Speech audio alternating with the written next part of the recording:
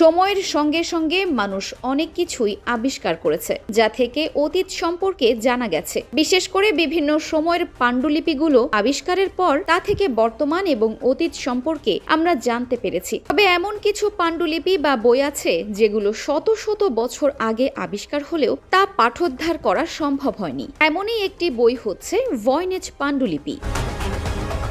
1912 সালে এই বইটি পোল্যান্ডের এক বই বিক্রেতার কাছ থেকে ব্যবসায়ী উইলফ্রিড ভয়েনেজ থেকে কেনেন। তারপর থেকেই বইটি নিয়ে নতুন করে চর্চা শুরু হয়। কার্বন ডেটিং এ জানা যায় বইটি 15 শতকের সম্রাট রুডলফ দ্বিতীয় এর সময়কালের। বইটির শব্দগুলো দেখে অনেকেই ধারণা করেন এটি ইতালির কোনো ভাষা হতে পারে। এটির লেখাগুলো বাম থেকে শুরু হয়ে ডানে গেছে। বইটি সুন্দর হরফের লেখায় ভরা, পাতায় পাতায় ছবি, কিন্তু এত সুন্দর বইটি কেউ কোনো দিন পড়তেই পারেনি। বইয়ের কিছু পৃষ্ঠায় দেখা যায় নানান ধরনের গাছপালা, পাতার ছবি আঁকা এবং নিচে কিছু লেখা। কোথাও হয়তো কিছু নারী বাথটব ভর্তি সবুজ কোনো তরলে ডুবে আছেন, কোথাও আবার তারা একে অপরকে কিছু বলছেন।